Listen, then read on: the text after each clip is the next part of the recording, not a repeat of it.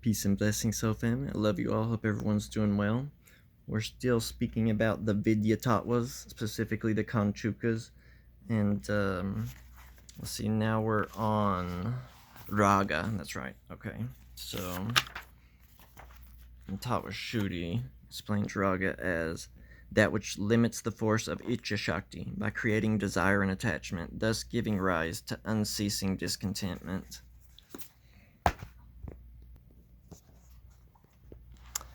From Sanskrit glossary of yogic terms, Rāga, love, affection, passion, amorous feelings, likes, attitude of mind towards the object of your love, the positive aspect, attachment, attraction, anything which colors the mind, colors, especially the color red. One of the 5 causes of the affliction, the kleshas, described in Patanjali's Yoga Sutras as being attracted to or being attached to that which gives pleasure.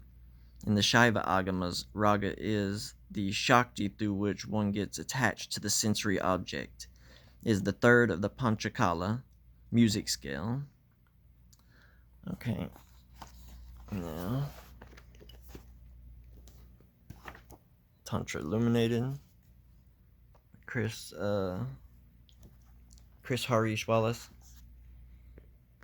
Raga, when we fully expand, with a fully expanded consciousness contracts into the form of the individual, it experiences itself as incomplete or imperfect, and therefore desires whatever it thinks it needs for completion.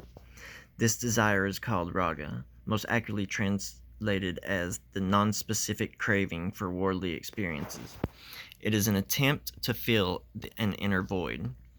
It is non-specific in the sense that it is a craving for something not quite known that gets rationalized as a specific desire based on each individual's life experience. Examples: love, sex, admiration, money, power. But in fact, all craving is truly craving for only one thing: the fullness of knowing your true being, the fullness, divine consciousness. Therefore, when any other desire gets fulfilled, it is found to be unsatisfactory. The craving still remains. The literal meaning behind the word raga is color, and like dye, these desires saturate and even stain the mind, influencing how we see things and people. In the Tantra, however, desire is not a problem but an opportunity to follow that desire back to the source and realize that what we really crave is fullness, wholeness, purnam, our diving self. Thus we come to understand that raga is the limited form of the divine Icha Shakti, or the power of will, the deep impulse to express the fullness of our authentic being. From this perspective, desires teach us about those areas of our life in which we may need to expand and express ourselves more fully or authentically. We can choose to activate our Icha Shakti in those areas, flowing forth our intentionality from a place of fullness, not of lack. But as long as you are ignorant of the true nature of desire, as long as you believe that acquiring, attaining, or possessing something outside of yourself, whether tangible or intangible, will somehow permanently or completely fulfill you, you will continue to experience an insatiable void, an emptiness that cannot be filled, and an inexplicable angst that will burden you until the last day of your life. It is primarily this raga, our craving for more, that propels us into another birth and another round of suffering. But again, raga should, in the tantric view, not be rejected but transmuted. In the mythological tales, even Lord Shiva had an addiction to gambling and wine, a craving that he transformed into an addiction to shattering the fear for all beings in the world.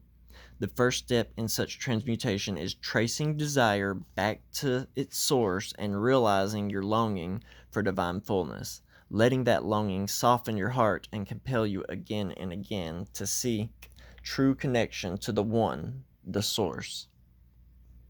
And man, this one is so, you can see it so well in the world that, the endless desires that we find for seeking sense pleasure, and seeking to fulfill that void with worldly things and things that you can connect with with the senses.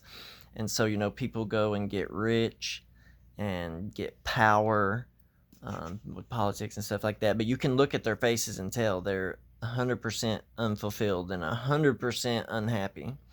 And that's why they have to keep doing more and more extreme things to get that kind of spike of adrenaline and dopamine and stuff. That's why everything in the world is so crazy as it is now. But yeah, that is Rāga. I love you all. Hope everyone's doing well. Peace and blessings. And I will talk to you on the next one.